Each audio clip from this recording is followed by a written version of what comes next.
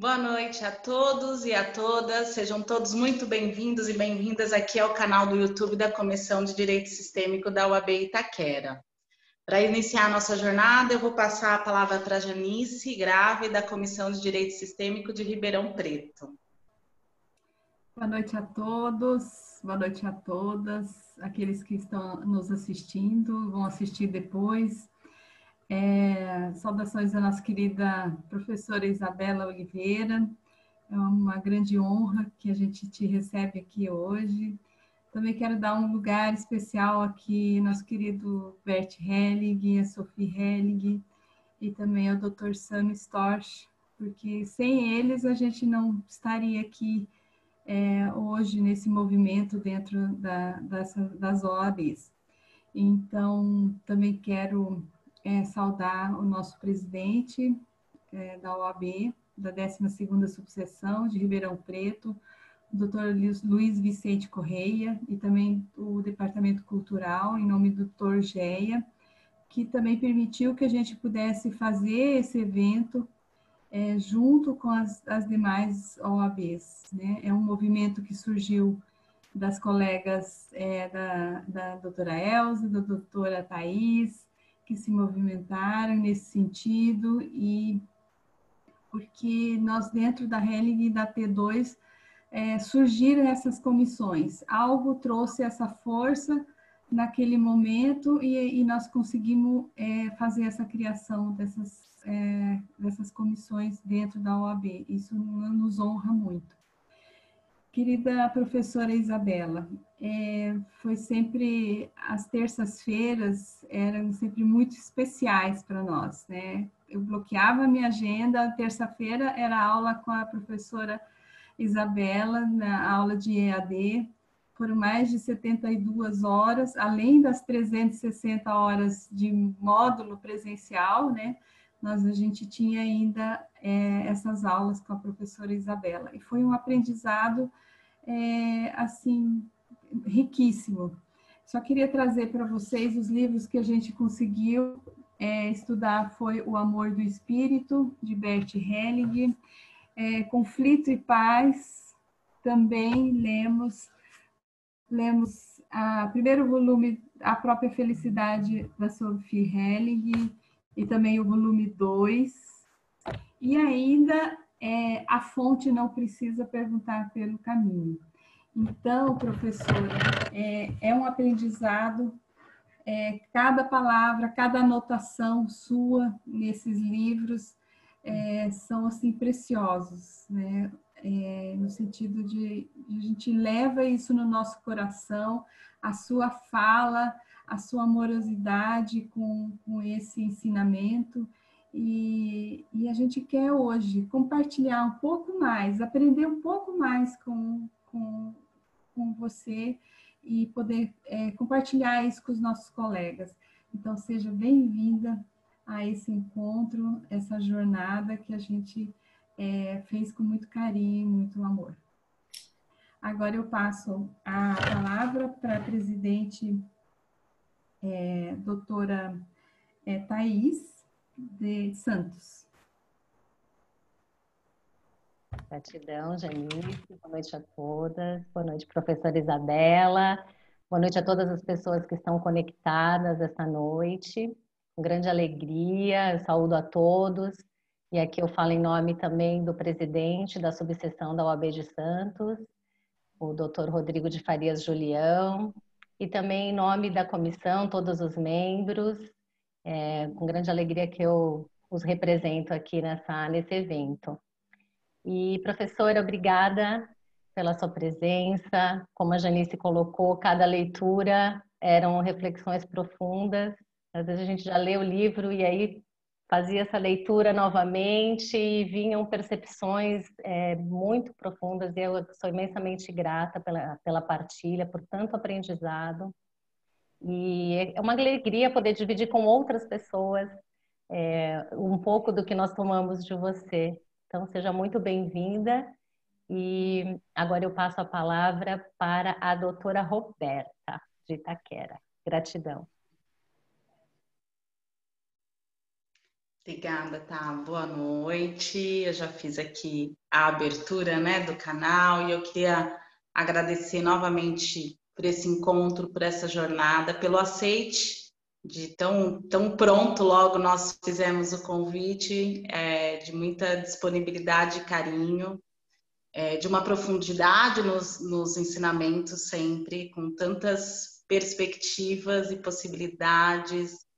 Então, isso nos traz para a gente uma alegria muito grande, né? Não só de informação, mas de grandes movimentos de vida, né? Eu acredito que é muito isso. Primeiro, quando a gente fala de constelação, a gente fala de um olhar nosso profundo para a nossa postura, e aí para o outro, né? Para trabalhar e atuar como profissional do direito. E quero aqui também agradecer sempre a minha diretoria da UAB Itaquera, que sempre se faz presente, ao doutor Eduardo, e aqui, como sempre, a vice-presidente a Isabel Barros, também trazendo sempre o apoio aos membros que estão acompanhando, a todos que vão depois também assistir esse vídeo. E eu passo agora a palavra para a Comissão de Direitos Sistêmicos de Poços de Caldas, para a doutora Elza. Olá, boa noite. Obrigada, Roberta. Boa noite a todos. Eu sou Elza, eu falo pela Comissão de Direito Sistêmico da OAB de Poços de Caldas. Eu quero muito agradecer a presença de todos que estão nos assistindo, a professora Isabela. Eu quero agradecer em nome da minha subseção, ao presidente Otacílio Andreata, a todos da diretoria, a todos da nossa comissão. É sempre um grande prazer estar na presença da professora Isabela, é sempre um momento de muito aprendizado. São poucas pessoas que eu conheço que falam com tanta consistência, com tanta profundidade, com tanto respeito sobre as obras do Bert e da Sofia. Então, é uma grande alegria estar aqui hoje. Obrigada a todos. Eu passo a palavra agora para a doutora Tilda Tchalubi, presidente da Comissão de Direito Sistêmico da OAB de Petrópolis.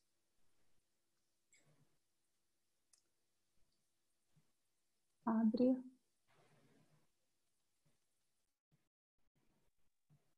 Abre o áudio. Isso.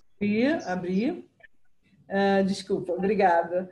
Eu sou Tilda e para mim é um grande prazer estar participando junto com vocês. Estou aqui representando o Mauro, que é da turma de vocês, que é o meu vice-presidente, e eu represento a Comissão de Petrópolis, de Direito Sistêmico aqui de Petrópolis, e também agradeço ao Dr. Marcelo Schaefer, que é o nosso presidente da nossa subseção, e a todas vocês, e principalmente a professora, que nos brindará com essas palavras maravilhosas que todas vocês já conhecem. Muito obrigada. E agora eu passo a palavra para a doutora Keila, da Comissão de Direito Sistêmico de Franca. Muito obrigada. Obrigada, Roberta. Boa noite a todos que estão conosco agora. E sejam todos bem-vindos, inclusive os que irão assistir posteriormente. E é uma honra poder receber a professora Isabela. E eu endosso todas as falas anteriores, que a nossa professora, eu nunca vi tanta didática. A cada dia, a cada aula, ela me surpreende com uma didática maravilhosa. Essa eu posso dizer que é uma professora por essência, já nasceu professora. Fora a dedicação, sempre se esmerando no conhecimento, buscando conhecimento e vivendo o direito sistêmico como ninguém, vivendo o sistêmico, e isso ela transborda. As aulas dela, nós podemos sentir nas palavras dela o amor que ela tem pela área do sistêmico, seja na pedagogia, no sistêmico em geral, honrando sempre o Bert e todos os conhecimentos que ele nos deixou.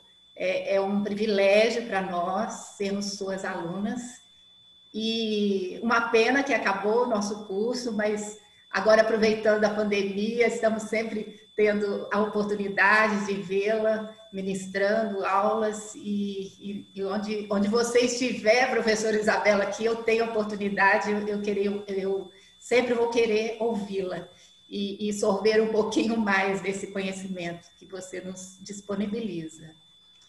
E, como Beth nos ensinou, aos professores e aos pais, nós nunca poderemos retribuir, né, o que vocês nos dão. E nós estamos aqui sorvendo mais um pouquinho e tentando passar para frente na medida que nós vamos adquirindo esse conhecimento para poder retribuir e levar para o mundo, né, alguma coisa, um pouquinho da semente que nós recebemos de você, inclusive. Muito obrigada, gratidão pela pronta aceitação do nosso convite. E uma tarefa difícil para mim, mas eu vou resumir, porque tanta competência, tanta capacidade. Eu vou fazer um breve relato aqui do seu currículo, mas com certeza vai muito além dessas palavras que eu vou colocar agora. A professora Isabela Oliveira é professora da Faculdade de Comunicação da Universidade de Brasília, UNB, há 24 anos. É psicóloga de sistemas pela Universidade Multicultural CUDEC, tem mestrado em comunicação, doutorado em história e pós-doutorado em psicologia social na UNB e mestrado em psicologia sistêmica pela Universidade CUDEC. É consteladora familiar desde 2008, professora de constelação familiar e terapeuta gestáltica na abordagem de Cláudio Naranjo. Professora, estamos atentos a partir de agora, a palavra é sua, não vamos perder mais tempo porque queremos ouvi-la. Seja bem-vinda. Nossa, eu agradeço imensamente a aula que vocês estão me dando.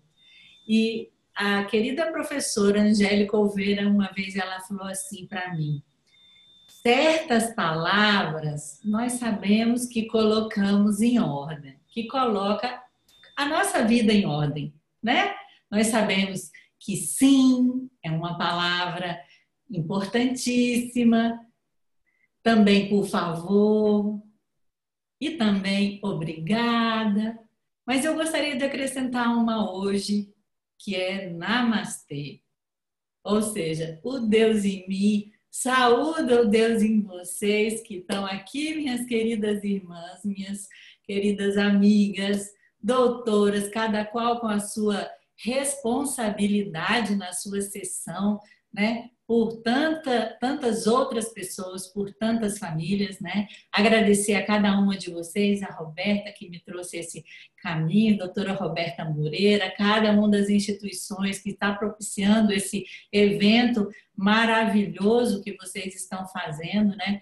E confesso que vocês começaram me dando uma aula, porque cada elogio eu ia tendo que praticar, receber,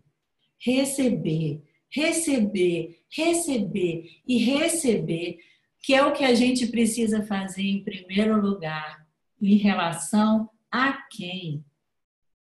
Todas vocês que são minhas alunas, que já estudaram um pouco da filosofia prática de Bert Hellinger, já sabem que é da nossa mãe, do princípio feminino. Então, eu praticava isso com cada elogio e também, como uma outra professora querida disse, eu vou fazer o máximo para poder merecer ser aquilo que vocês disseram de mim. Espero estar à altura disso e sempre poder fazer isso cada vez melhor, porque a gratidão é muito grande por tudo que nós recebemos desse conhecimento. E agradecer, como o próprio Bert Hellinger nos diz, é servir, é colocar em prática. Ou seja, é dar vida a esse conhecimento, cada um no seu lugar, cada um na sua profissão, cada um no seu dia a dia, cada um com a sua missão, né? Então, eu agradeço a todas vocês por tudo que fazem e por todos os reconhecimentos, né? E aí eu digo, né? A Janice veio e mostrou todos os livrinhos lindos. Segunda-feira continua a leitura comentada, aberta, no Zoom, e depois fica lá disponível no YouTube, do livro Olhando para a Alma das Crianças, e as programações de outros eventos e cursos que eu vou dando estão sempre por aí nos nossos Instagrams, que a gente vai compartilhando uns dos outros, né? Então, como vocês bem disseram, eu sou professora da Universidade de Brasília e também eu sigo com uma missão dentro da Universidade de Brasília, da Universidade Pública, né? Nós aqui todas estamos falando de cargos muitas vezes públicos, né? Dentro do direito, e nesse caminho a minha parte poder levar esse conhecimento para dentro da graduação, para dentro da universidade pública, para dentro da pós-graduação, dentro daquilo que eu faço no meu cotidiano, né? Então, agora estamos oferecendo pela primeira vez no Brasil, depois de muito sofrimento, porque os nossos alunos estão se suicidando, os nossos alunos estão doentes, estamos oferecendo esse conhecimento na graduação. E eu tenho certeza que foi o mesmo motivo. A vida nos chama de maneira muito dura para que nós possamos mudar a maneira de ver a realidade.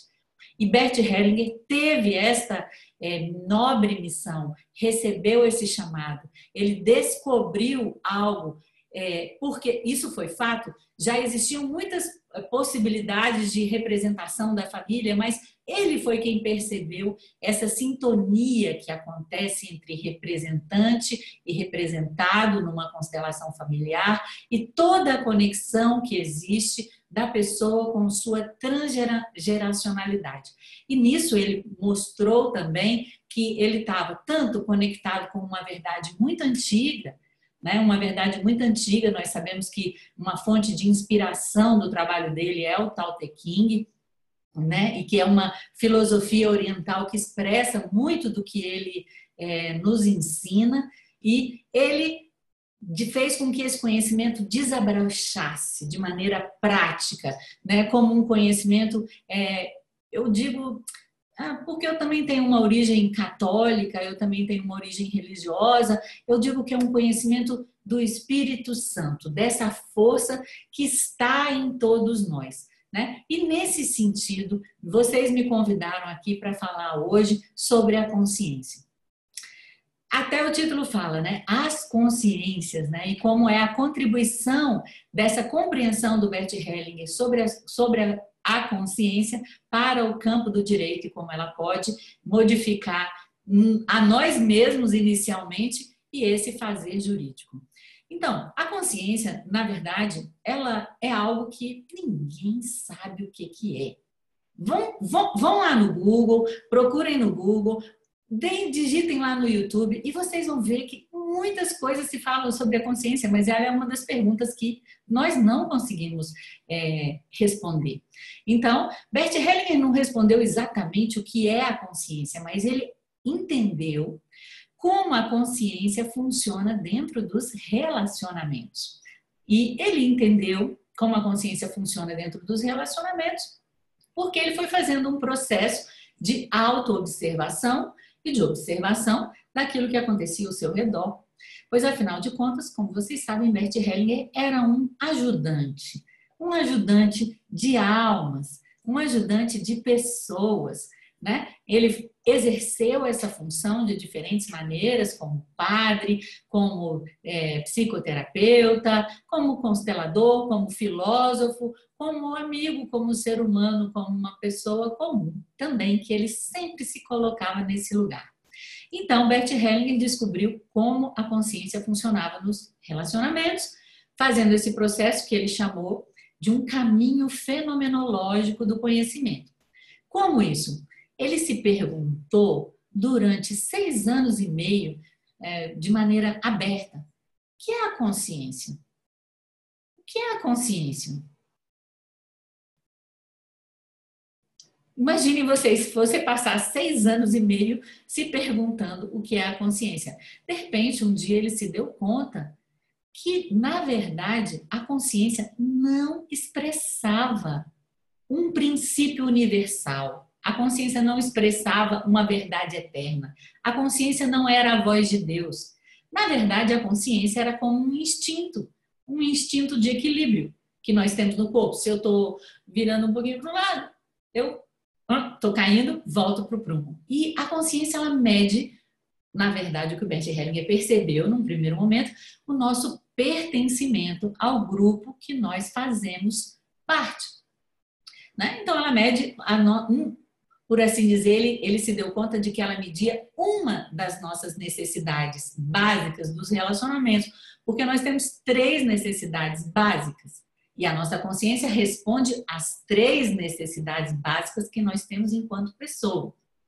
Essa primeira necessidade é a vinculação. Nós somos seres humanos. Nós temos necessidade de vínculo. Nós temos necessidade de afeto. Nós temos necessidade de contato. Olha o que aconteceu nessa pandemia. Nós logo arrumamos as lives. Nós logo arrumamos nossos encontros e as nossas festinhas virtuais. Isso faz parte da condição humana. E a nossa necessidade de vínculo está, em primeiro lugar, com a nossa mãe, com o nosso pai, com a nossa família. E quando criança, ou em qualquer organização, quanto menores nós somos, mais é a nossa necessidade de estarmos vinculados, mais o nosso medo de perder a vinculação. E a criança faz absolutamente tudo para pertencer. Nós sabemos, com as constelações familiares, com todas as nossas experiências que nossa mãe, o nosso pai, os nossos tios, os nossos amigos nos repassam da vida cotidiana, que muitas vezes as crianças morrem por amor. Animais também, vejam às vezes o que acontece com os cachorrinhos, com os nossos animais, isso é fato. Nós também, muitas vezes, nos sacrificamos desnecessariamente por amor, atendendo a essa necessidade de vínculo. E o que a consciência faz em relação à necessidade de vínculo? Todas as vezes que eu faço alguma coisa que vai contra o que a minha família quer, que vai contra o que o grupo que eu participo quer, eu vou sentir mal, eu vou sentir peso, eu vou sentir culpa. E essa culpa, esse peso, faz com que eu volte a pertencer ao grupo, fazer a mesma coisa que as outras pessoas, e assim segue um processo homeostático para saciar a nossa necessidade de vinculação. Mas nós temos uma outra necessidade que também Bert Hellinger descobriu, e tudo isso começa a ser descrito por Bert Hellinger na sua primeira conferência, que foi Culpa e Inocência nos Relacionamentos, que estava no primeiro livro que ele escreveu, que se chama Simetria Oculta do Amor. Que, na verdade, foi uma pessoa que chegou e falou assim, olha, o que você está fazendo aí já precisa ser passado para as outras pessoas. Né? E aí ele descreveu os trabalhos dele e escreveu essas conferências, entre as quais está essa, Culpa e Inocência nos Relacionamentos. E, diga-se de passagem, a compreensão que Bert Hellinger teve com relação à consciência precedeu a sua compreensão sobre as ordens do amor. É isso que ele nos diz. Né? Isso foi o que aconteceu. Ele compreendeu essa dinâmica primeiro. A professora Angélica Oliveira diz assim, não, ele percebeu essa dinâmica dessa consciência que fica leve, que fica pesada, foi lá no confessionário. Porque vinha uma pessoa e contava algo para ele, falava assim, traí meu marido, e ria. Que bom! E outra pessoa, ai meu Deus, eu traí meu marido. Como? Um mesmo ato pode gerar uma consciência pesada, um sentimento de culpa, e no outro um sentimento de inocência. Então, daí você pode perceber que tem então a consciência, se a consciência fosse o fiel da balança, ela tinha que agir da mesma maneira nos dois casos, mas não. Então, isso foi a primeira compreensão que ele teve, que bem e mal são diferentes de consciência leve e consciência pesada. E eu vou fazer uma pequena correção. Não é bem e mal. Eu vou dizer bom e mal, com U, no sentido de que Bert Hellinger também fala da existência de um bem maior. Que nós não vamos entrar na questão aqui, mas é desta diferenciação entre bom e mal. E isso já é muito importante para os profissionais do direito. Por que isso é muito importante para os profissionais do direito? Porque vocês imaginem, uma pessoa pode cometer um crime, um ato hediondo, de boa consciência, se sentindo inocente. E ela vai chegar para você, não é nem mentindo, ela vai realmente achar que ela é inocente. E você? Aí que tá. E você? A pessoa chega inocente. O que você pode fazer? Você pode, se você souber disso, né? Por isso a gente aprende a Hellinger Ciência, por isso a gente aprende a filosofia do Bert Hellinger, você pode pensar, olha o amor que ela tem à sua família, que nós chamamos de amor cego. Olha que ela fez esse crime, ela cometeu esse ato, mas houve um amor. Agora, a gente consegue saber a quem? Não. Hoje em dia, uma atitude humilde é a gente entender que a gente não sabe a origem de um problema. A gente não sabe exatamente. Às vezes a gente percebe, nos é dado a graça de saber, não, a pessoa cometeu esse crime porque ela estava, como nós dizemos na constelação familiar, emaranhada numa história que já aconteceu dentro da família e que, como Bert Hellinger prestou atenção, descobriu, esses padrões se repetem. Mas nós não sabemos. Isso pode vir, por exemplo, de o que nós chamamos hoje em dia de uma memória eterna. Mas nós sabemos o seguinte, dentro da constelação familiar. Se, por um lado, nós não sabemos a origem dos problemas, nós sabemos por onde vai a solução. Porque Bert Hellinger nos deu a dica. Então, é entender, muitas vezes, que um crime, que algo que fere ao outro, acontece de boa consciência, por amor às pessoas do grupo que ela faz parte.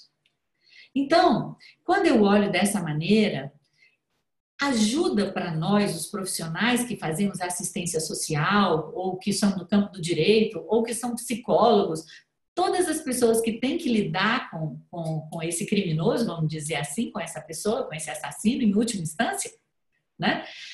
É que nós possamos ter uma visão mais ampla da questão. Ou seja, ele não é o culpado, mas, vamos dizer assim, é responsável. Isso não tira dele a responsabilidade do ato, mesmo porque tem um aprendizado rico nesse assumir a responsabilidade, que aí, digamos que já Freud falava sobre isso, né? Da importância da autorresponsabilidade. Então, quando todos nós, emaranhados ou não, realizamos atos que ferem aos outros, aprendemos quando assumimos a responsabilidade. Então, não é retirar da pessoa que cometeu um crime a sua responsabilidade, mas é olhar com uma visão mais ampla para poder entender tudo que está envolvido. E, no caso, nós estamos falando sobre a consciência e sobre a necessidade de vinculação. E, então, além da necessidade de vinculação, Bert Hellinger descobriu que nós temos uma segunda necessidade, que é uma necessidade de segurança, é uma necessidade de ordem, é uma necessidade que vem, na compreensão dele, de uma necessidade básica do nosso lugar dentro do tempo e do espaço, né? Como vocês sabem, nós temos essas dimensões, né? O tempo e o espaço. E quando eu chego a uma família, eu chego num determinado momento, num determinado lugar. Ninguém chega no meu lugar, mesmo que seja um irmão gêmeo. Cada um tem um lugar. E essa necessidade é uma outra necessidade dos relacionamentos. E muitas vezes a nossa, como é que eu posso dizer, há uma desordem nessa estrutura familiar. E a nossa consciência também sente isso de alguma maneira e nos diz, se no caso da vinculação, quando eu me sinto excluída, a minha vinculação está ameaçada. No caso da ordem, quando eu faço alguma coisa que fere a ordem, eu tenho muito medo. Eu tenho muito medo. Eu tenho medo de não pertencer porque eu infringi uma lei. Então, vejam bem, uma pessoa que comete um crime, ela está infringindo não só a lei do país, mas muitas vezes a família. E o que acontece? Ela faz isso porque tem uma força muito maior que a move. Porque Bert Hellinger descobriu não apenas as necessidades básicas do relacionamento, mas que também cada consciência que nós temos, cada nível de consciência tem uma amplitude de amor. Ela olha para determinadas pessoas e determinadas situações. Então, a nossa consciência pesada e leve, a nossa consciência que fica, por assim dizer, a boa consciência e a má consciência, ela responde apenas ao nosso pequeno grupo. E a essa necessidade básica de vinculação, as outras necessidades também, mas essa primordialmente a necessidade de vinculação. Agora, aquilo que vem da transgeracionalidade da família me empurra como um destino, me empurra como um instinto. Então, assim, eu não gosto, isso faz mal para mim, faz mal para o meu corpo, faz mal para as pessoas que eu amo, mas eu não consigo deixar de fazer. Ou não tem jeito para mim, eu preciso me matar. Eu sinto essa necessidade, ou quem quer que seja. Entendem? Então, assim, por mais que a pessoa, você pode dizer assim, não, mas todo mundo tem o livre-arbítrio. O que o Bert Hellinger nos diz com relação a isso? A nossa liberdade é muito pequena em comparação a essa grande força que é, ainda por cima, inconsciente. Né? Então, quando eu sou um profissional de direito e olho isso, eu posso prestar atenção e olhar junto e colocar dentro do meu coração o destino desta pessoa, o destino desta família. Ou seja, da mesma maneira, eu olho, amplio o meu olhar, né? E vou saindo, pelo menos, de um julgamento restrito, de uma qualquer questão que eu, como advogada, tenha que olhar, e vou ampliando o meu olhar e vou ampliando o meu amor, a minha capacidade de acolher a tudo que acontece no mundo do jeito que acontece. Porque essa é a nossa prática dentro da constelação familiar, desenvolver um olhar amplo e desenvolver uma qualidade de amor, que Bert Hellinger chamou de um amor do espírito, que é esse amor sem julgamento, esse amor sem intenção, esse amor que não quer ajudar, mas que ao mesmo tempo consegue se sentar do lado de Jó, como na Bíblia, né? O Jó lá, horrível, com tudo ruim, você se senta do lado e você, como ser humano, também se compadece, no sentido de que você se disponibiliza para o outro nesse vazio, nesse silêncio, nesse acompanhamento. Então, como seria esse agir do advogado que acompanha com esse estado de presença de quem os amigos de Jó, que se sentam ao lado de Jó e acompanham ele na sua grande dificuldade? Ou seja, Jó vai ter que assumir as contas que ele não pagou, vai ter que assumir os crimes, vai ter que assumir os vícios, vai ter que assumir tudo. Assim, esse é o nosso cliente. Como é que nós podemos assumir essa postura, olhar para a sua necessidade de vinculação, olhar para esse amor cego que o liga essa transgeracionalidade da família, muitas vezes desordenada, onde outros crimes já aconteceram e ele apenas repete algo cegamente e amorosamente pela sua família, né? E a nossa terceira necessidade básica é a necessidade do equilíbrio nas trocas. Então, se eu estou recebendo uma pessoa, se eu tenho um litígio, se eu tenho um problema, eu tenho que olhar como estão o equilíbrio das trocas entre as pessoas. Isso é fato. E a ideia de que, idealmente, a justiça, vocês imaginem, os dois pratinhos da balança, é para tentar encontrar um equilíbrio. Mas, se eu procuro um equilíbrio partindo de ideias, as minhas opiniões, essas ideias mudam com o tempo, mudam com a cultura, mudam com o local. Então, o que o Bert Hellinger nos trouxe foi a compreensão de alguma coisa que estava antes disso, né? Que são como funciona a consciência, como são as nossas necessidades básicas, e depois disso ele descobriu, como então fluir no fluxo da vida, de acordo com os princípios básicos da vida, essas ordens que fazem com que o amor dê certo, né? Então, se eu tenho uma necessidade básica de ter equilíbrio nas trocas, o que acontece quando eu sou credora numa troca? Porque as trocas acontecem assim, um dá outro recebe, né? Vocês agora fizeram com que eu tivesse que receber muito, então também me deram agora uma necessidade de dar muito para vocês, né? Porque é assim, vocês me deram algo bom, então eu vou ter que dar algo melhor. Não é isso que o Bert Hellinger nos ensinou sobre esse princípio? Ok, tudo bem, essa é uma necessidade. E a gente não vive sem isso. Da hora que nasce, eu preciso de alguém. Na hora que eu morro, alguém também tem que me enterrar. Não tem jeito. A nossa vida é codependente uns dos outros. É uma pura ilusão a nossa separação. De uma certa maneira, Bert Hellinger vem também quebrar esse mito dessa ilusão da separação quando ele fala que a nossa alma não é uma alma individual, e sim que é uma alma coletiva. Né? Então, se eu sou credora, né, nessa troca, o que eu vou fazer? Eu vou ter a minha consciência leve, né? Eu vou ter a minha consciência leve. Agora, se eu sou devedora, eu vou ter a minha consciência pesada.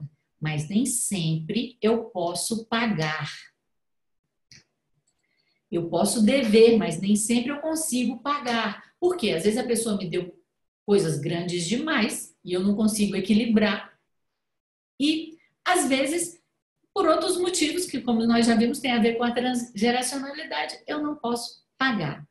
E aí, então, pode acontecer que eu passe para uma troca negativa.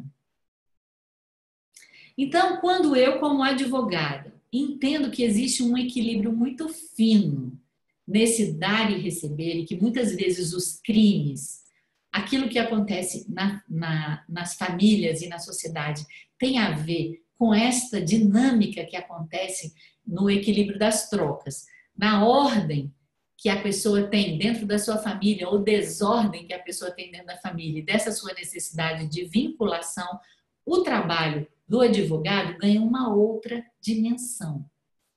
E aí nós precisamos entender que esse trabalho de um advogado que tenha interesse em utilizar a filosofia de Bert Hellinger, que tenha interesse em usar a constelação familiar, é um trabalho que começa aonde? Não tem outro jeito, ele sempre começa conosco.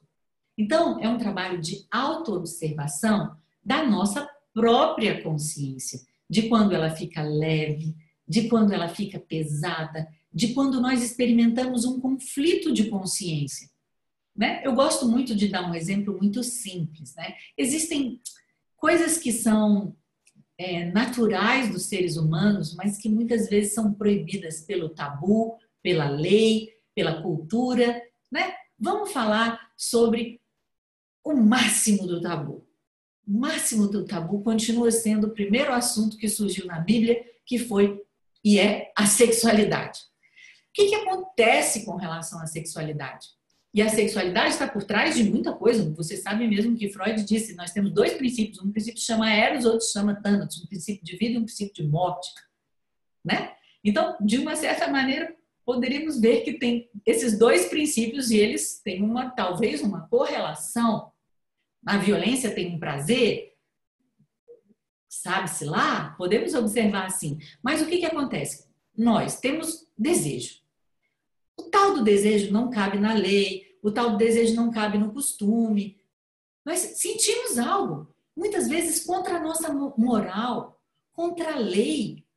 E esse desejo, ele parece que é mais forte do que nós e nos leva numa situação completamente diferente a, por exemplo, crimes hediondos.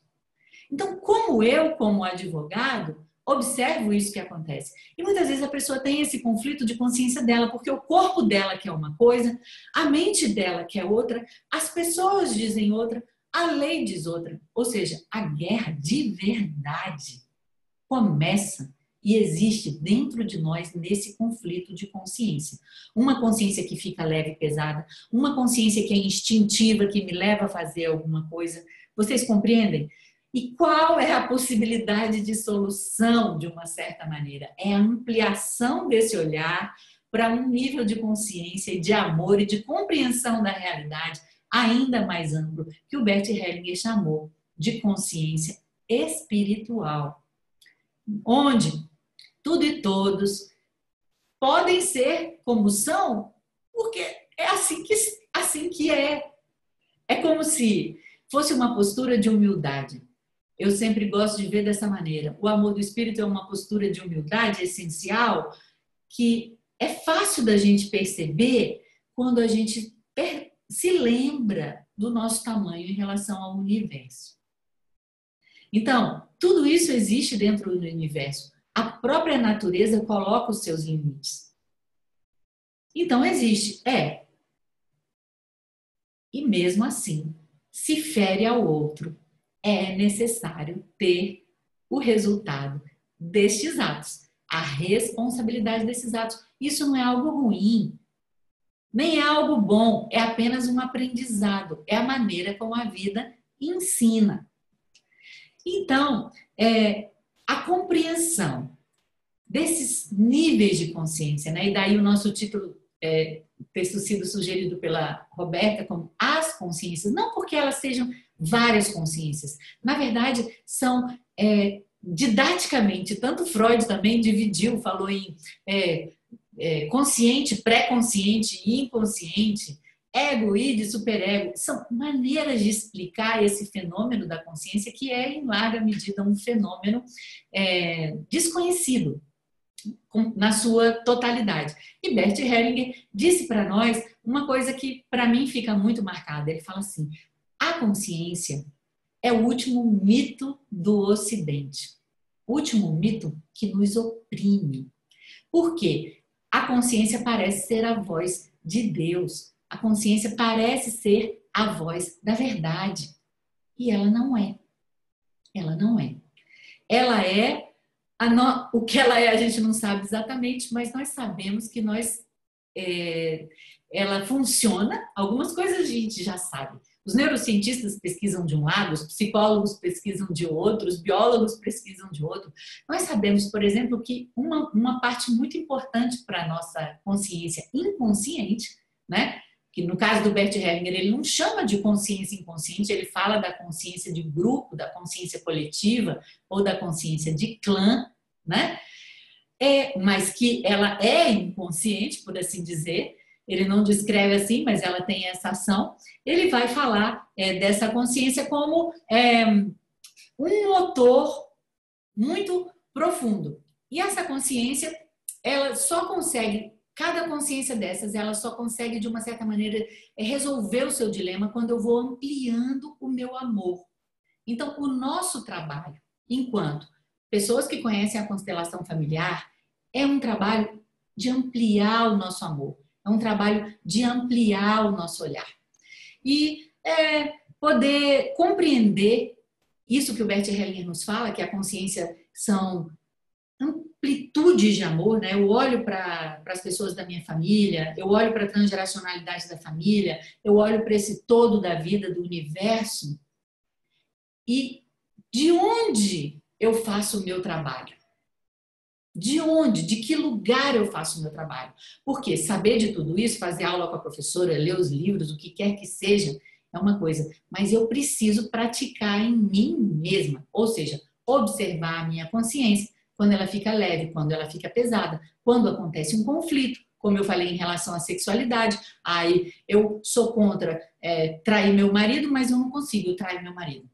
Então eu sinto um conflito de consciência. E esse conflito ele sempre se resolve com essa ampliação. Ou seja, tudo tem o direito de pertencer da maneira como é. E de também olhar para isso com as qualidades que Bert Hellinger atribui a esse tipo de amor que ele chama do amor do espírito, que é um amor sem julgamento.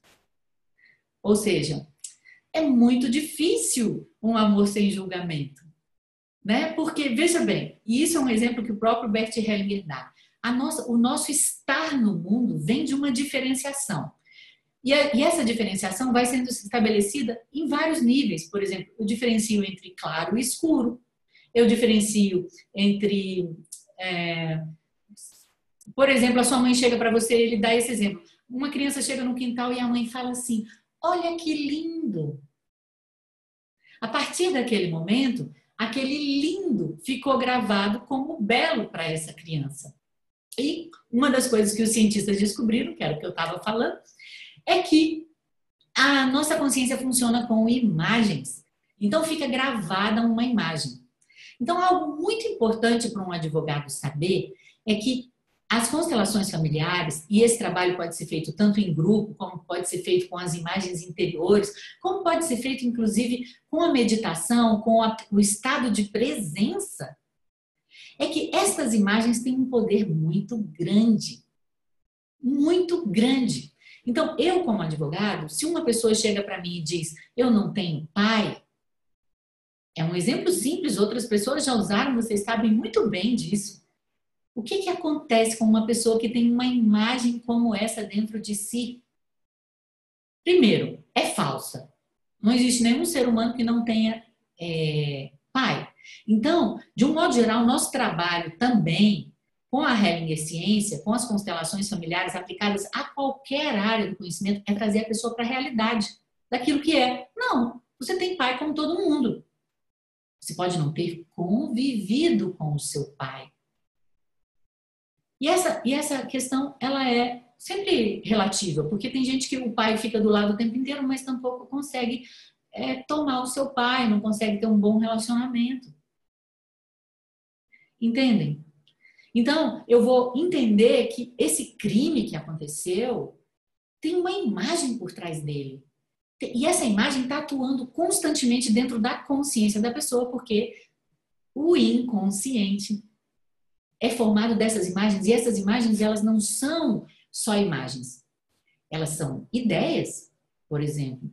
Elas são mensagens multissensoriais, elas têm cheiro, elas têm forma, elas têm força dentro de nós, entendem? Elas têm crenças, elas têm valores.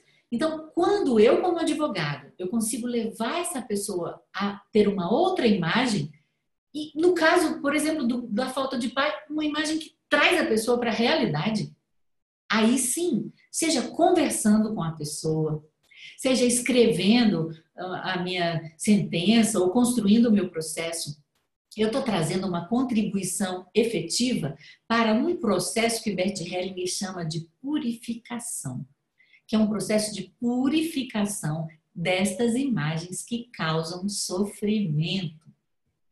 Então, eu falo tudo isso para que vocês possam perceber o que significa, né? Não tudo, né? Mas vários aspectos do que é entender a consciência dentro dos relacionamentos, as necessidades básicas dos relacionamentos, que tudo isso vai estar movendo aquilo que vocês vão estar lidando dentro do dia a dia. Então, para o advogado, eu começo observando a minha própria consciência, e quando eu percebo que ela está leve ou está pesada, eu vou obedecer a ela. Eu vou pensar se eu vou obedecer ou não. Por quê? Porque onde que tem que estar o meu olhar? E aí é que também tem a ver com o trabalho profissional de vocês. O olhar está. O que soluciona o crime? Ou seja, é bom para mim se eu bebo 24 horas por dia? Ou qual é o resultado da minha ação? Porque eu posso me tornar um alcoólatra de boa consciência, inocente, me sentindo leve. Mas aquilo está me fazendo bem? Então eu preciso, ao invés de olhar para a minha consciência, que aí pode ser a lei, o que o vizinho fala, o que a minha mãe fala, e não só os meus instintos, mas eu tenho que olhar para o resultado das ações. Então, ajudar um assassino a olhar para a vítima olhar para o assassino, a esposa olhar para o marido, os dois se olharem, depois olharem para os filhos. Tudo isso vai trazendo uma ordem para essas imagens interiores que, de uma certa maneira, quando elas são fantasiosas, né, imbuídas de sentimentos que Bert Hellinger chama de sentimentos secundários, que são esses sentimentos que duram uma vida inteira, que não passam nunca, que não resolvem a situação. Se a gente fica lidando nesse nível, nós estamos lidando na superfície do problema. O buraco é mais embaixo. Então, o que eu vou ajudar? Eu vou ajudar esse cliente a fazer esse processo de purificação dessas imagens numa conversa, num exemplo que eu dou para ele, Às vezes eu posso fazer coisas simples, como eu tenho aqui do meu lado, eu pego uma caneta, outra caneta e falo, olha, como é isso?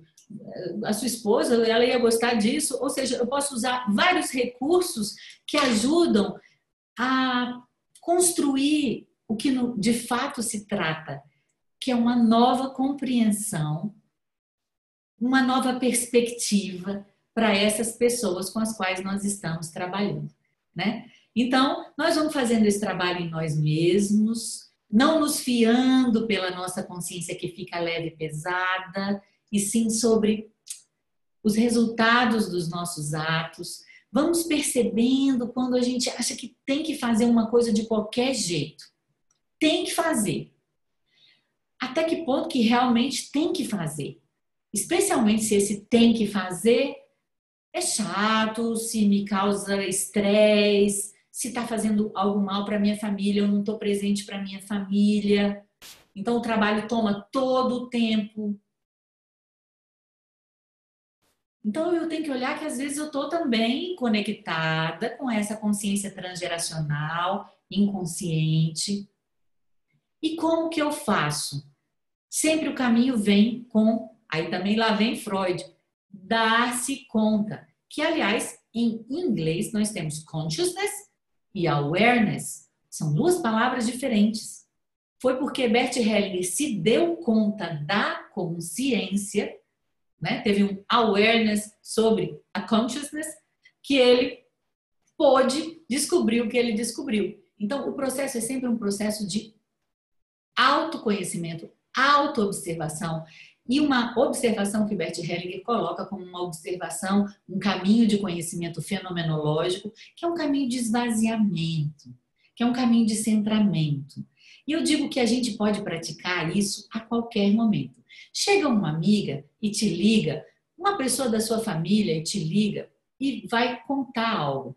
E você cai na tentação do conselho. Ou seja, você cai na tentação de querer ajudar, você cai na tentação de querer resolver.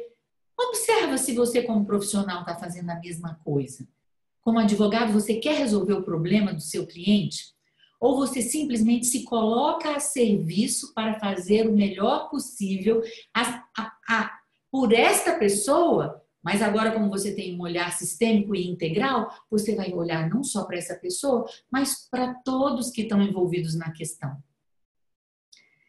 E eu me coloco nesse lugar, né, com esse olhar amplo, mas também sem intenção. Eu vou fazer a minha parte. Mas, muitas vezes, mesmo que eu faça todo o meu trabalho, que eu saiba todo o Código Penal, que eu saiba tudo, que eu tenha tudo, não é possível. Tem algo maior. Então, eu também me coloco numa posição humilde. Eu faço o meu melhor de mim, sem querer ajudar, porque eu sei que tem um universo muito maior do que eu, que pode estar querendo trazer esse aprendizado para todos. Na verdade, está, né? Funciona dessa maneira praticamente a vida. Uma grande escola, né? Tanto que a Hellinger Schule, a escola Hellinger, inicialmente Hellinger Lebensschule, escola da vida Hellinger, né? Ou seja, porque esse conhecimento é um conhecimento prático da vida e nós estamos a todo momento na vida aprendendo. Então, quanto que você, como profissional, você consegue, então, se colocar à disposição com esse estado de presença dos amigos de Jó, né? Ou seja, onde a pessoa fala e você não julga o que ela fala de acordo com os seus preconceitos e de acordo com o seu instinto, porque desde criança você foi treinado a diferenciar, todos nós somos. Entende? A mamãe não falou lá, isso é belo, se isso é belo é porque tem uma coisa que é feia. Entendem? Então, eu como advogado me coloco nesse centramento, nessa posição de presença, né? Sem intenção, sem julgamento daquilo que a pessoa faz, olhando para todas as pessoas que estão envolvidas nessa situação, sabendo que a solução da questão não é a solução desta pessoa, mas é a solução de algo que envolve várias pessoas. E a parte boa, Bert Hellinger deixou uma dica. A solução envolve a união. Ela envolve uma união num outro nível de amor. envolve um aprendizado que conduz a todos para esse ponto. Entendem? E nós também sabemos que as 3 necessidades humanas precisam ser satisfeitas. Então, eu escuto o que a outra pessoa está me dizendo e vejo que ela tem a necessidade de pertencer ao grupo dela. Eu observo se tem algo que está fora de ordem, se ela se coloca num lugar de uma pessoa que não é ela, de um pai, se ela repete um destino, se ela se identifica com um popstar, por exemplo, com um Hitler, por exemplo. Tudo isso vai demonstrando coisas que vão me levando a esse nível inconsciente, né? E, ao mesmo tempo, às vezes a solução é possível, às vezes não.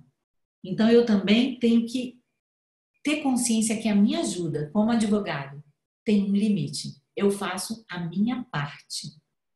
Não quero também assumir a parte de Deus. Nem quero fazer justiça. Entendem? Então, é uma justiça completamente diferente. E Bert Hellinger é muito duro. Inclusive, antes dessa live, eu estava aqui tentando encontrar a página aqui, Justiça do Amor do Espírito, né? Porque ele fala sobre isso. Dentro do Amor do Espírito, eu não encontrei exatamente a palavra, mas eu vou dizer aqui o que ele fala. Mas eu vou convidar vocês a pegarem o PDF e digitarem lá, Justiça no Amor do Espírito, e procurem, porque veja bem o que está por trás da justiça. Por trás da justiça está uma ideia que envolve, em última instância, por incrível que pareça, um assassinato. Porque quando eu julgo alguém, partindo dessa justiça que escolhe um lado, ou que quer consertar algo, que quer equilibrar algo, de um modo geral, eu estou eliminando. Eu, como um advogado, eu vou ficar do lado, um advogado tradicional, fica do lado do cliente e quer eliminar o oponente.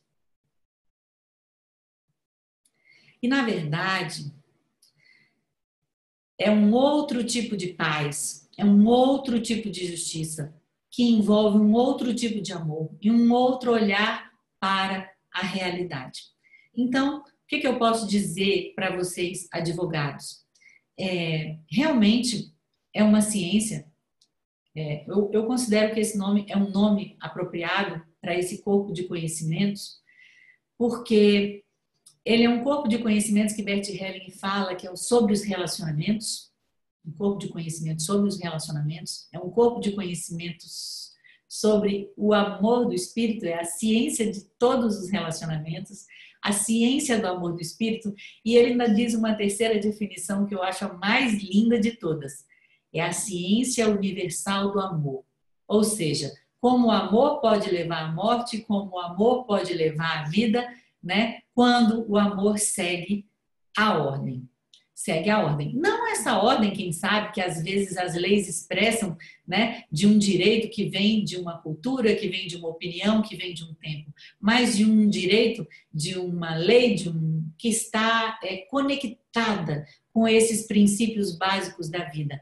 E eu tenho que dizer que eu sou fã, né, não só do Sami, mas de todos vocês e de todas as pessoas que foram nos seus próprios campos, né, tanto na educação, como na saúde, como na administração de empresa, trazendo esse conhecimento, essa Hellinger ciência, né, essa ciência do amor universal, do amor do Espírito Santo, ou seja, disso que se soma a tudo. Esse conhecimento se soma a tudo, né? Então eu tenho só que parabenizar ao campo do direito, a todos aqueles que vieram antes, né, de nós, de vocês, aqui também, que ousaram poder olhar para essa área do conhecimento a partir de uma nova perspectiva, que o próprio Bert Hellinger diz da seguinte maneira: os descobrimentos que ele fez acerca da consciência, acerca da realidade, dos relacionamentos, destruíram fundamentos do método científico tradicional, da psicologia e de muitas áreas do conhecimento, no sentido de que ele revolucionou a partir desse caminho fenomenológico que ele desenvolveu, porque a fenomenologia é uma ciência que estuda, né, como os fenômenos se mostram, se revelam à consciência, né? Esse é o estudo da fenomenologia, e é um estudo que o Bert Hellinger primeiro empreendeu, como é o caminho próprio em si mesmo, se auto-observando, né? E esse estudo, se somando à área do direito, traz inúmeras possibilidades. E o campo do direito não merece apenas, da minha parte, como uma pessoa que vem de um outro campo, um salva de palmas por tudo isso, mas merece também um salva de palmas porque foi muito inteligente. Ou digamos que foi pressionado pelas necessidades, porque o que acontece? Ele seguiu uma tendência que é uma tendência mundial, que é a tendência da transdisciplinaridade. É isso que está dentro da mediação. Por quê? Tantos processos na justiça, aqui no nosso caso, né, se não me engano, 50% de pessoas com processo na justiça. Eu sei que o número era tão alto quando eu fiquei sabendo, que eu falei assim, Jesus, Maria e José, não vai sobrar ninguém daqui a pouco. Então, o campo do direito se abriu para todas as áreas do conhecimento, ou seja, para ser um mediador de conflito, você não precisa ter uma carreira específica. É claro que habilidades e talentos são sempre bem-vindos e desenvolvíveis. Mas com isso, o que o campo do direito fez? Se nutriu de muitas áreas do conhecimento. Se nutriu de muitas áreas do conhecimento. Então, é um salve de palmas para vocês, a todos vocês aqui, a todos vocês que estão ouvindo essa palestra, a todos vocês que compõem esse campo do direito, muito anterior, quem sabe, a manifestação da constelação no século XX, mas poderíamos dizer que como a constelação já estava lá em semente, no Tao Te Ching, né, no velho mestre que o Bert Hellinger cita muitas vezes ao longo dos seus contos, ao longo dos seus livros, podemos dizer também que esse conhecimento é um conhecimento milenar, né, e que ele vem de novo agora, por meio de Bert Hellinger, semear ou infundir, né, em todas as áreas do conhecimento algo novo, algo muito necessário, que é essa ampliação da nossa capacidade de perceber a realidade, ampliação da nossa capacidade de atuar dentro da realidade, né? E a ampliação da nossa capacidade de amar e de nos reconciliarmos com os outros seres humanos e, por favor, com a natureza. Porque dela também não estamos desconectados. E também não estamos desconectados das dimensões sutis da natureza. Porque falar da Hellinger ciência, ou falar da filosofia do Bert Hellinger e tratá-la no campo do aspecto psicológico é possível. Mas nós sabemos, aqueles que estudam a Hellinger ciência, que ela fala de uma dimensão espiritual, onde, quando eu estou tratando do meu cliente, e aí a minha querida colega Isabela Diniz, advogada com experiência em herança, ela sabe muito bem, os mortos numa herança fazem total diferença na solução da herança, né? Então ela até fala, eu digo assim porque eu sou muito amiga dela, ela coloca lá numa reunião, todo mundo lá, cada um na sua ordem, né? Os filhos, e coloca lá o lugar do dono da herança, ou seja, quem deixou a herança também está presente, todos os irmãos falecidos também estão presentes, ou seja, os mortos estão presentes. Então falar da Hellinger ciência também é muito revolucionário, porque se trata de incluir a dimensão espiritual dentro da nossa compreensão, dessas dimensões sutis, transgeracionais, misteriosas da existência, né? Sem conexão propriamente com a religião. E de uma certa maneira, vejam bem que Bert Hellinger teve que sair de uma religião para que ele pudesse alcançar essa compreensão da espiritualidade de uma maneira ampla. Então, cabe a mim também, nessa função e nesse lugar de professora, também levar vocês a um outro nível, onde vocês, sim, compreendam as leis, compreendam as técnicas, compreendam essa experiência, esse processo vivo que é a constelação familiar, mas procurem observar do que ela realmente se trata. Que nem eu sou pequena para poder dizer, mas posso dizer que ela é uma experiência que Bert Hellinger fala muitas vezes, que ela tem um cunho religioso, mas não de uma religião. Ela tem um cunho religioso de uma realização humana na Terra. humana, ou seja, essa realização de uma vida onde nós sabemos que o conflito, por exemplo, é inerente. Bert Hellinger não diz que ele fala inclusive dessa necessidade que existe na própria guerra, que tem uma parte do conflito que tem a ver com a necessidade de sobrevivência, mas é de uma paz que floresce constantemente. É um bem-estar que aumenta constantemente, porque nós vamos ficando cada vez mais em sintonia com os princípios básicos da vida, né? E nós estávamos falando do julgamento, né? Hoje, inclusive, eu estava falando com uma outra querida amiga da Colômbia, que, inclusive, gostaria muito de levar todo esse conhecimento para a Colômbia, e a gente estava falando sobre o julgamento.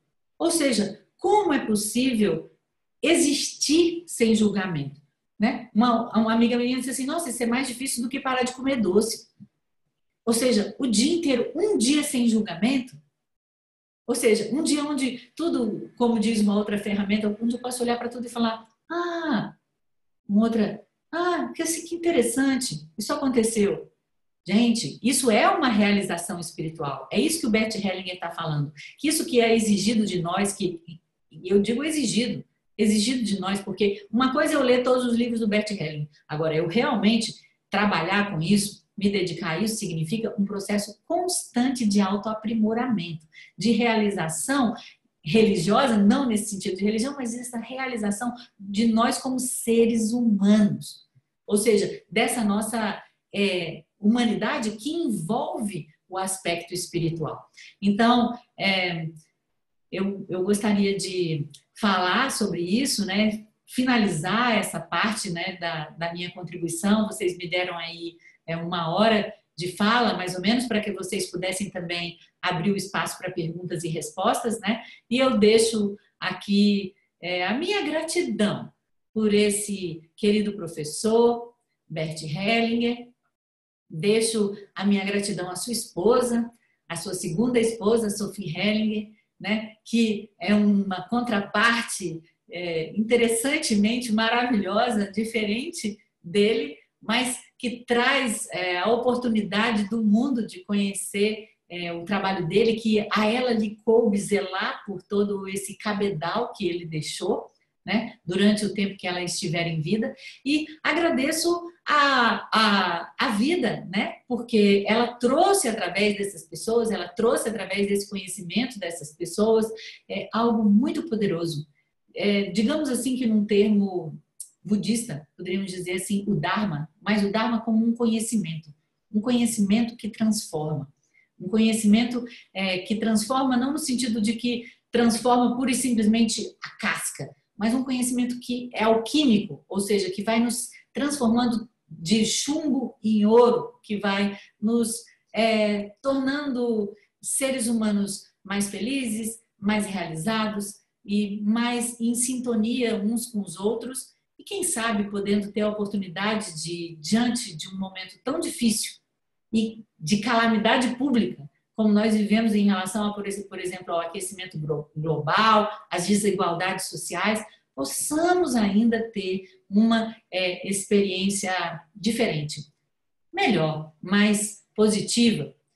Mas, mesmo isso, se a gente for bem ver pela Hellinger Ciência, precisamos deixar passar e ficar feliz com aquilo que nós temos aqui agora, que é a oportunidade de nos congraçarmos, aprendermos um pouco mais e, quem sabe, merecermos, cada qual de acordo com a sua necessidade, ter um insight para um próximo passo, seja na sua vida pessoal ou profissional. Muito obrigada a todos e agora então eu passo a palavra aí à organização e a vocês que por acaso queiram fazer alguma pergunta. Obrigada. Muito obrigada, professora Isabela. O tempo voou, eu nem vi passar, eu até levei um susto quando você falou que já tinha 1 hora, já mais de 1 hora. E assim, eu acho que todos receberam muito a sua fala e não temos muitas perguntas, mas surgiu uma aqui muito interessante, que seria com relação à criação dos filhos. Quando um sistema familiar tem um posicionamento, diferente, por exemplo, do pai e a mãe, completamente oposto, como fica para o filho integrar essas posições diferentes? É interessante porque isso aí é o beabá da integração de duas consciências. Se foi essa a pergunta. Aliás, eu ia falar para vocês, me tragam os casos cabeludos. Não precisam trazer perguntas, não. Me diz como é que agora eu tenho esse caso aqui, professora. Como é que a gente olha para esse caso a partir da reminiscência? Mas vamos a esse, porque esse é um exemplo fantástico de integração de duas consciências. Porque o que acontece? Um casal, geralmente, nós já sabemos, né? É muito raro você ter um casamento intrafamiliar. Você tem casamentos de duas famílias. E aí o que acontece? São duas consciências restritas completamente diferentes. Então, são duas consciências restritas, são duas consciências de grupo também diferentes, mas incrivelmente, né, numa relação de casal, o que acontece? Aquilo que não está resolvido aqui busca uma solução aqui. Então, é como se, em primeiro lugar, obrigada pela sua diferença. Ou seja, a gente precisa dela na minha família, vamos dizer assim. Eu preciso dela. É muito importante para mim que você tenha uma perspectiva completamente diferente sobre a educação, por exemplo. Não é? Assim, é importante esse reconhecimento que o outro vem de outra família, que tem outra consciência, que tem outros valores, e esses valores, esse jeito de ser, são igualmente válidos. Mas, por um outro lado, vejam bem, existe uma outra ordem que precisa ser observada.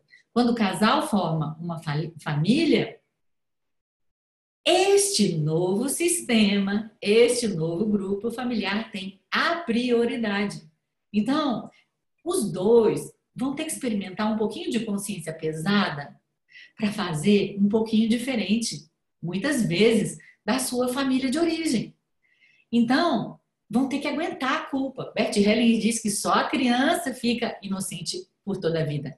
Um adulto experimenta a culpa e aguenta a culpa. E nesse caso, quando a gente compreende isso, eu posso e percebo a importância disso, para os filhos, porque como pais a gente sempre quer a saúde dos filhos. Então eu olho para o meu marido, eu olho para minha esposa e falo, olha, a sua família, o jeito de ser da sua família é igualmente válido. E ela ensina muito para a minha. Muito obrigada pela sua diferença. Agora, a gente constrói o nosso jeito.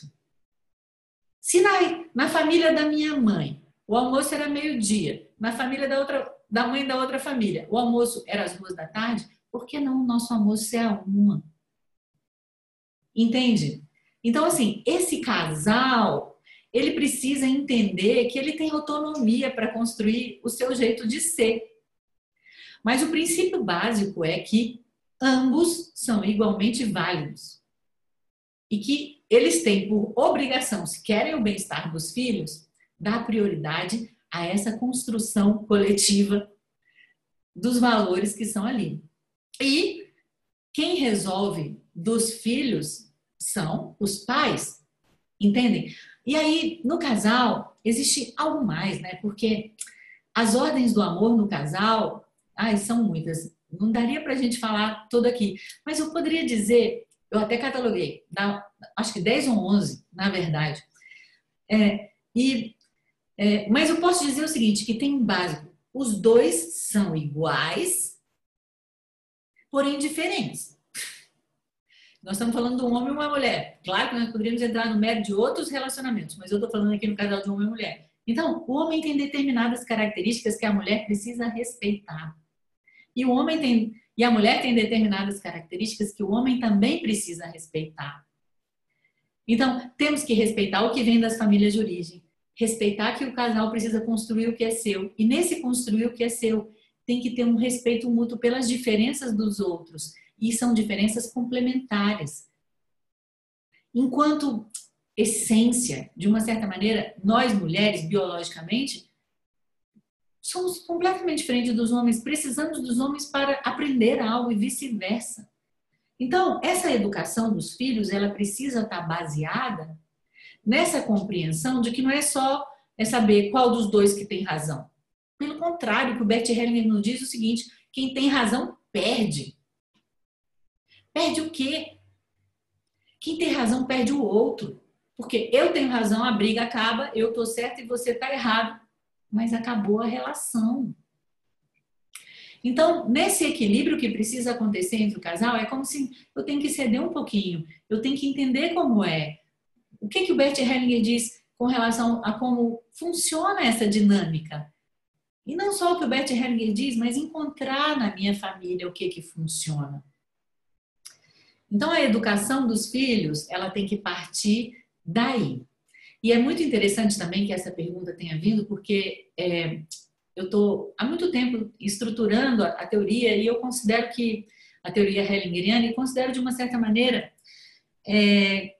que a minha parte de contribuição, minha parte de gratidão por aquilo que eu recebi, porque eu gosto de fazer e sei fazer.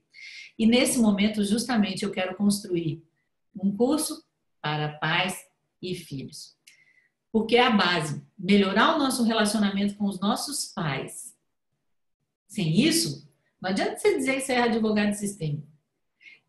Tem que dar prova. Não adianta ser pai, tem que participar. Não adianta dizer que tem que ser advogado sistêmico. Tem que ver lá se consegue conviver com a família. Tá entendendo? A prova da iluminação, a sua graduação, a minha como psicóloga sistêmica foi lá no México, era assim, deixar de querer ajudar a mãe. Porque os psicólogos, de um modo geral, assumem a função de querer ajudar alguém. E vocês já sabem, os profissionais do direito querem fazer a justiça por alguém. Então, e os advogados, pior ainda, tomam partido de alguém. Entendem? Então, fazer o nosso dever de casa começa aí, com os nossos próprios pais, com o nosso próprio sistema de origem e poder, graças a Deus que temos os filhos, porque eles nos movem a essa solução, a esse aprimoramento, né? Então, é o básico. E eu espero que eu tenha esclarecido aí o que me foi perguntado, fico à disposição.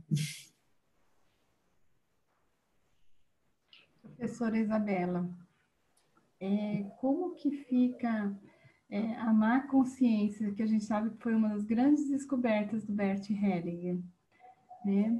E a boa consciência, e como que entra essa consciência espiritual que ele ensina dentro desse...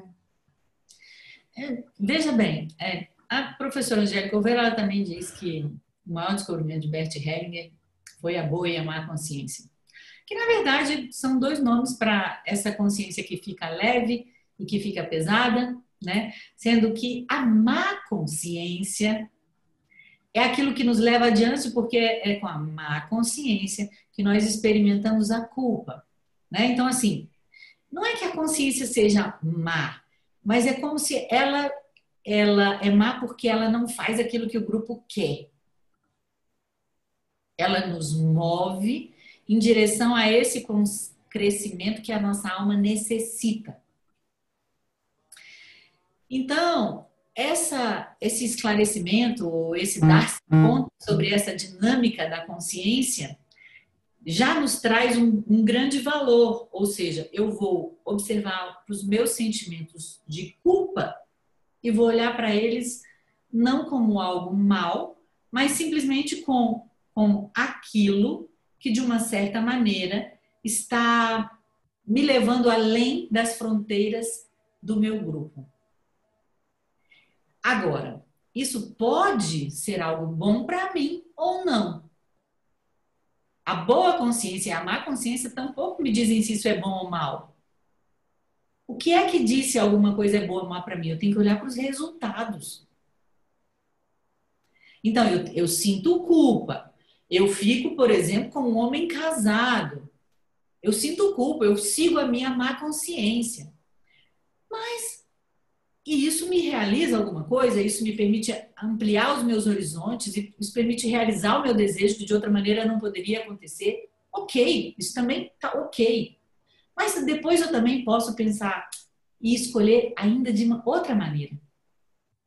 Existe uma terceira maneira, que é essa. E uma quarta maneira, que é essa. E uma quinta maneira. Nós não temos só duas opções, nunca.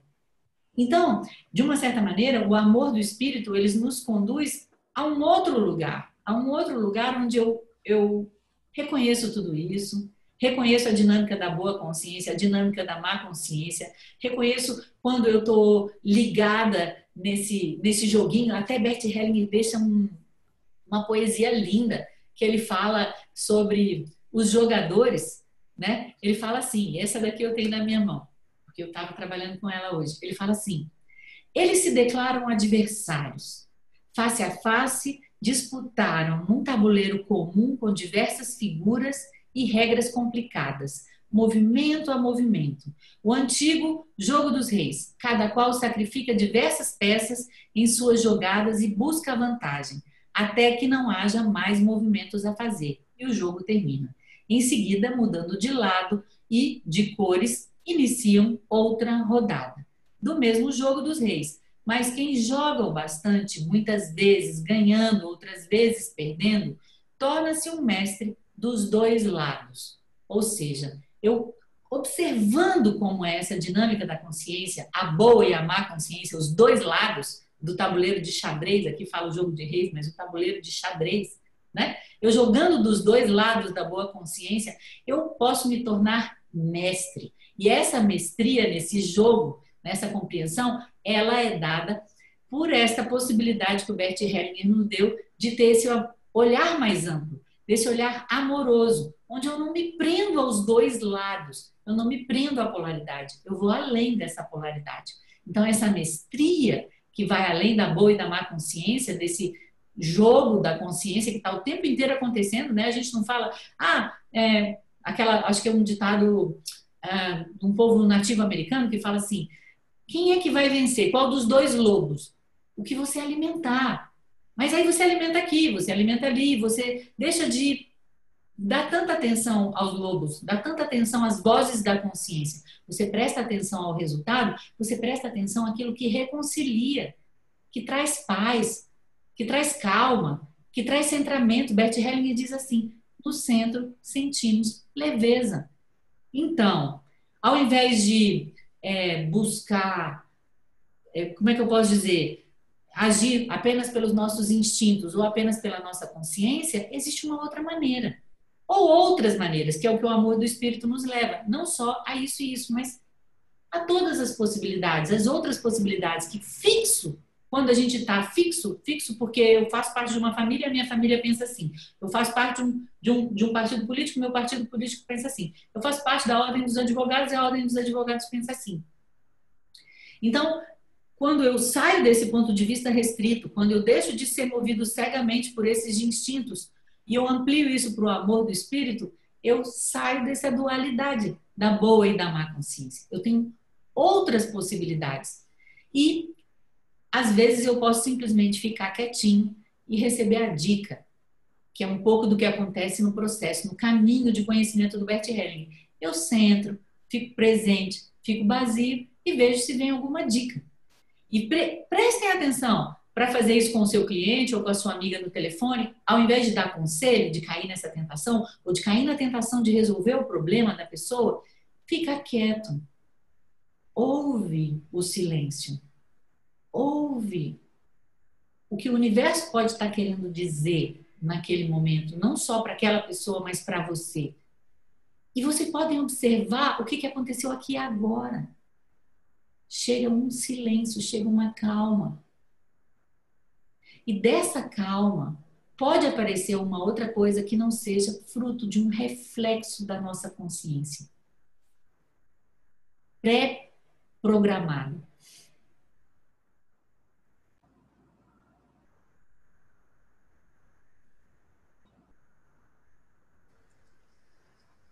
Professora, a gente tem uma pergunta aqui da Marcele, que é o seguinte, ela pergunta, já que você falou em imagens, como você veria os símbolos do direito? Por exemplo, a estátua da justiça, através da visão da Hellinger Ciência. Interessante, né? Uma mulher cega.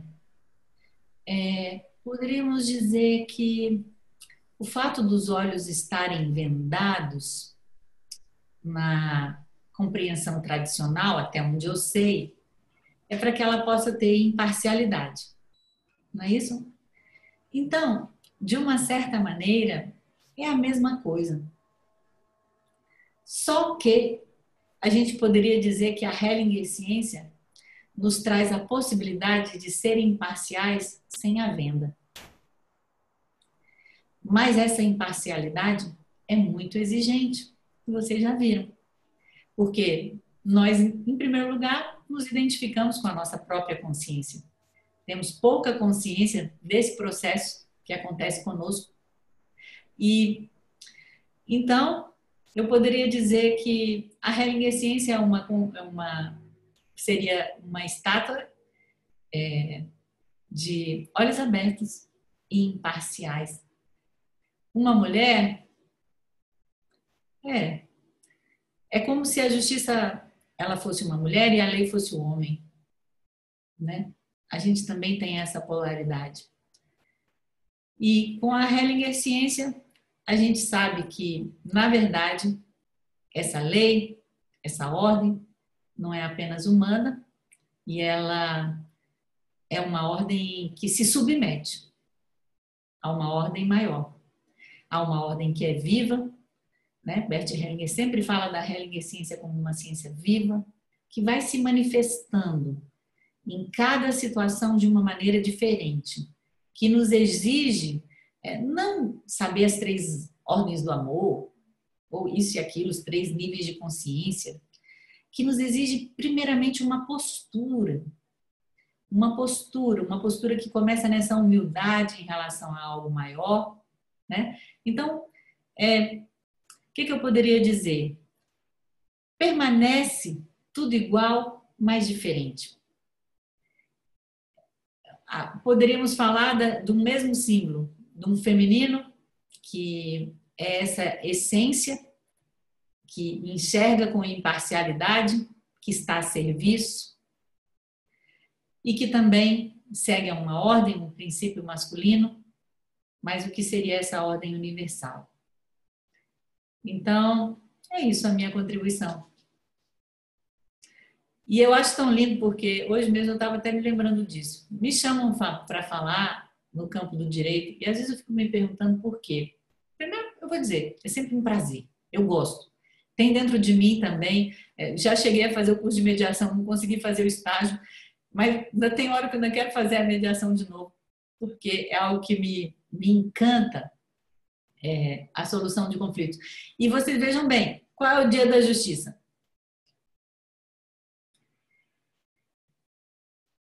8 de dezembro. 8 de dezembro, Nossa Senhora da Conceição, eu nasci ali, coladinho, no dia 7. Por algum motivo, não deixou de ser. Então, é uma essência feminina também, né, que se em sintonia, né, porque o símbolo da Virgem da Conceição é que ela está em sintonia com algo maior, pode dar vida a algo novo. E a responsabilidade é nossa, vamos dizer assim, em primeiro lugar, mas com certeza de vocês mais diretamente.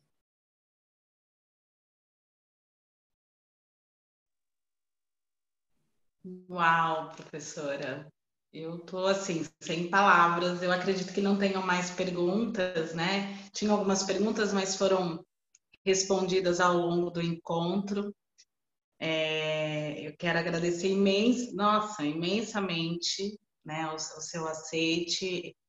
E como a Elza falou, a gente recebeu tanto, né? Faz 1 hora de profundidade, igual aqui o pessoal falou pelo chat, amorosidade, profundidade. Como é bom te ouvir, é muito bom. E a gente vai fazer aqui, a gente vai passar agora, a gente vai finalizar, eu vou passar a palavra para a nossa vice-presidente da UAB Itaquera, para ela fazer as considerações dela, e depois eu passo para você fazer as suas considerações finais para a gente encerrar o encontro, pode ser? Pode, claro. A doutora Isabel Barros. Boa noite a todas, boa noite aos que nos acompanham. e aos que, bom dia, ou boa tarde, ou boa noite, aos que irão assistir posteriormente. Mais uma vez, uma honra estar encerrando aqui esse nosso encontro, essa jornada tão bonita que vocês, das demais subseções, estão promovendo. Vou dizer o nome de todas: a doutora Tilda, de Petrópolis, doutora Janice, de Ribeirão Preto, doutora Elza, de Poços de Caldas, doutora Thais, OAB Santos, a doutora Keila, de Franca, e a nossa doutora Roberta, aqui de Itaquera. É importante pontuar quem são e abrir a fala para todas, né? E leve nosso abraço aos presidentes das respectivas subseções. Professora Isabela, que aula, que sensação de paz, que aprendizado. A gente, quando no início, sempre conversando com a doutora Roberta, sempre tem esses questionamentos. Como profissional de direito vai aplicar a consciência sistêmica? E a gente não sabe, porque, na verdade, temos que... É o sentir, né? É difícil, não tem como explicar. Não é uma receita, não é você vai fazer dessa forma ou dessa forma. A gente tem que se centrar, né? Se conhecer. Quando você fala, professora, sobre silenciar, sobre ouvir o outro, a gente é muito do falar, né? O profissional do direito é muito do falar. E muitas vezes o ouvir nos traz resposta. De fato, eu tinha uma situação que eu vinha há uns 5 dias tentando encontrar uma resposta, e ontem eu resolvi meditar acerca disso. E aí eu resolvi silenciar e, de verdade, hoje pela manhã me veio uma resposta, um direcionamento, enfim. Então, às vezes a gente está procurando tão lá fora e a resposta está dentro, e precisa essa calma, né? Esse autoconhecimento. Gratidão pela aula, gratidão a cada uma de vocês que tem proporcionado aí essa bela jornada de encontros semanais. Obrigada. Com Deus, gratidão. Roberta. Gratidão. Gratidão, Isabel. Então, professora, eu passo a palavra para você fazer o encerramento e a gente, assim, com o coração transbordando, encerrar o nosso encontro. Olha, eu realmente gostaria de encerrar esse encontro com as palavras do próprio Bert Hellinger. E eu quero falar para vocês o que ele fala sobre a liberdade.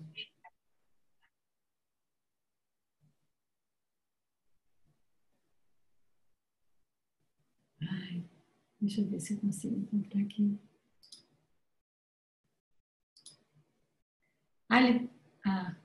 A resposta. Eu vou ler esse texto dele, que eu acho que simboliza muito bem como funciona a nossa consciência. A resposta. Um discípulo perguntou ao mestre: "Que é a liberdade?" "Mas que liberdade?" replicou o mestre. "A primeira liberdade é a estupidez. Lembra o cavalo que derruba o cavaleiro e relincha em triunfo só para ter as correias da sela apertadas ainda mais. A segunda liberdade é o remorso. Lembra o timoneiro que afunda com o navio depois de tê-lo arremessado contra os escolhos, em vez de salvar-se nos botes com os outros marinheiros. A terceira liberdade é a compreensão. Ela só vem, ai de nós, depois da estupidez e do remorso. Lembra o caule que se dobra ao vento e, por dobrar-se no ponto fraco, resiste. Isso é tudo? Estranhou o discípulo. Respondeu o mestre. Muitos pensam que buscam a verdade com a sua própria alma, mas é a grande alma que pensa e busca neles. Como a natureza, ela aceita a variedade, mas substitui facilmente os que tentam trapacear.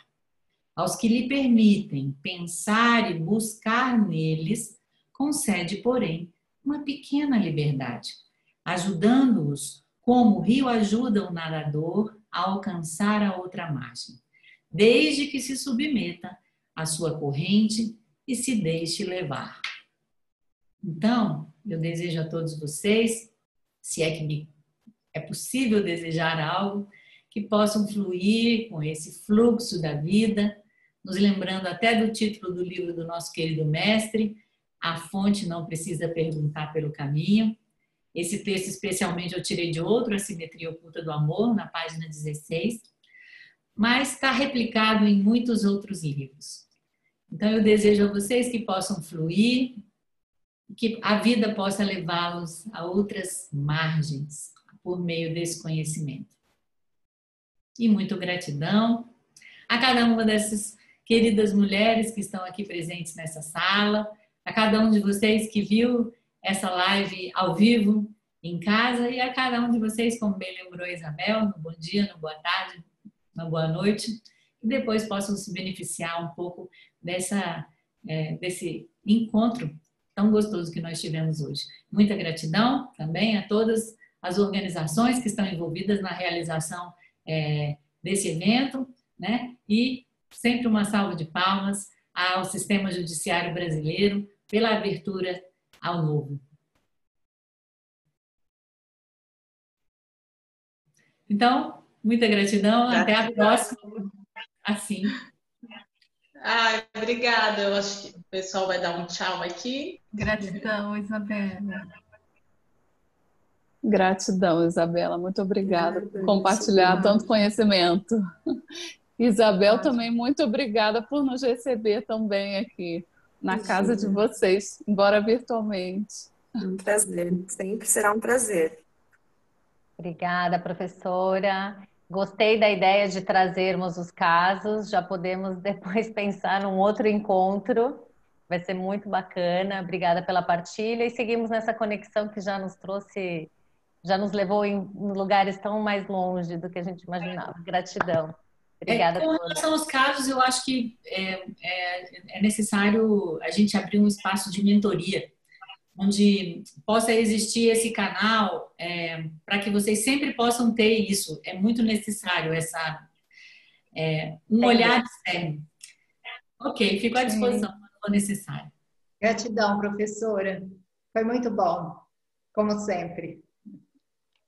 Gratidão, Isabela. Muito obrigada. Muito obrigada.